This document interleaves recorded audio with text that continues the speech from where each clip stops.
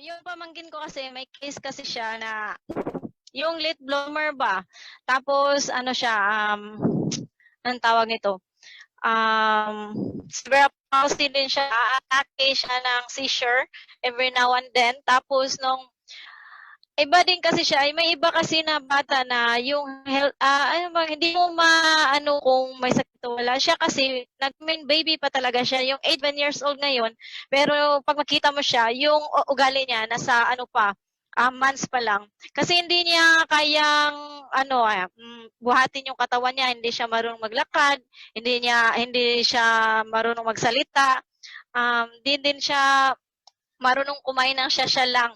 Kailangan pa namin pakainin siya na nakaslant kasi hindi nga niya kaya yung katawan niya. So, dumating din sa punto na pabalik-balik kami ng ospital dahil sa tuwing nagsisure siya, yung ano pala, pag palaging nagsisure yung tao or yung bata or ano, mag-stuck pala yung ano niya, brain. So, yun ang cause niya. Naging tulala yung pamangkin ko. And then, dahil nga hindi siya pwede makalakad, nakahiga lang siya o kaya paupuin lang namin nakaslant, dumating sa punto na nagka-pulmonya siya. Umubo na siya, marami ng problema yung ano niya, yung baga niya kasi hindi siya marunong magdura eh. So, mahirap sa sitwasyon na ganoon. Yung ano niya, yung plema niya, nasa baga na niya.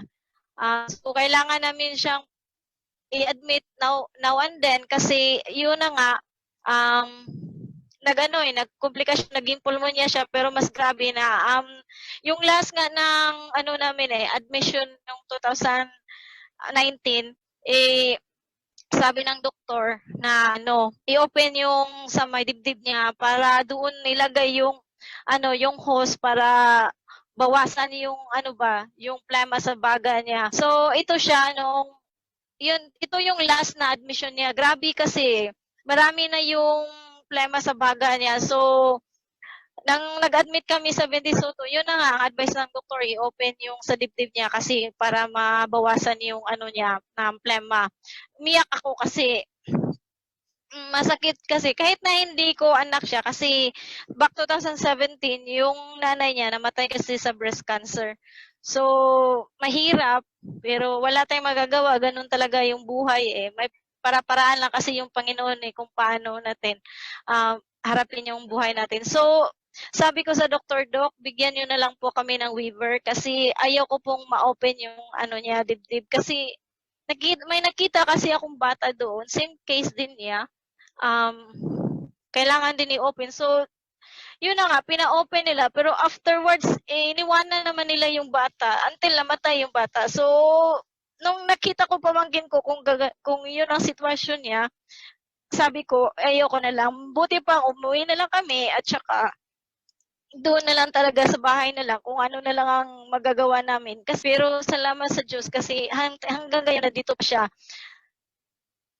Lalo na nung na-take na siya ng Porter Placenta. Nung kasi ito si Anissa kasi, hindi kasi ito makatulog ng maayos. Hanggang 3 hours lang talaga yung tulog niya. Pinakamataas na talaga yung sensitive din siya. Pag madali lang siyang maling at hindi na naman makatulog. Ganun. Tapos ang ingay-ingay ng niya, dibdib niya. Kasi nga, yun nga, maraming plema. Nag-take na siya ng product. As in, ang tuwa-tuwa namin kasi alam niyo, nang nag-take lang siya ng isang capsule ng gabi na yun, yung tulog niya, grabe talaga. As in, for the first time talaga, nung nagganon siya, mulang bata pa siya hanggang lumaki siya, nakatulog talaga siya ng straight. Wala, hindi talaga siya gumigising. Nakatulog siya ng mataas na ng time. So natuloy kasi sino namang hindi matuwa, 'di ba? Nakikita mo yung bata nung lumaki siya na yung tulog niya paputol-putol, gigising siya hanggang 2 hours, 3 hours, ganun lang yung tulog niya. And then nang napatuloy siya nag-inom, wala na yung seizure niya. Bali nagano na siya, nag-improve na siya.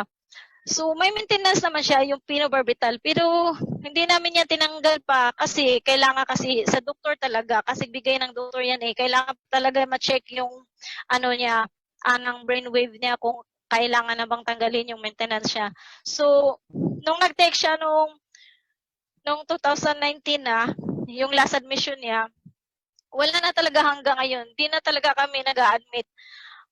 Tsaka marami ng improvement sa kanya kasi maigat tapos yung ulo niya, inaano na niya, ano yung inaangat-angat na niya, tapos hindi mo na siya pwedeng iwanan na dyan lang sa higaan niya na walang, ano, yung walang divider kasi baka mahulog siya kasi umiikot na siya sa, ano sa bed niya. So, marami talaga yung, ano niya, yung improvement niya.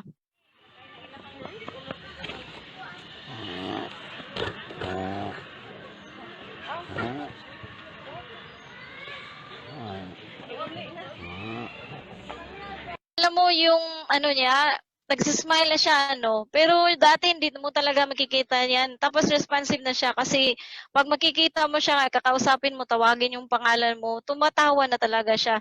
Yung bang na-change talaga yung life namin dahil doon sa changes ni Anisia kasi nung nagkasakit talaga siya, tsaka yung problema niya na gano'n, kami lahat na pamilya niya talaga parang nagkasakit na rin. Di din kami, matitingnan namin siya na gano'n yung sitwasyon niya. Yung maingay sa kanya, yung sleep niya. Pero salamat sa Diyos, ngayon wala na yun.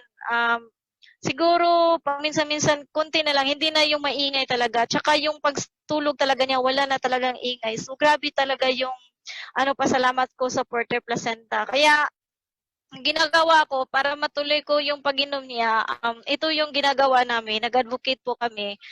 Nag-share kami ng product tungkol sa Forte Placenta. Ang maganda kasi dito sa company kasi hindi ka pino-force na talaga, yung magbibenta ka, wala talaga yan. Ayaw ng company magbenta ka ng product natin.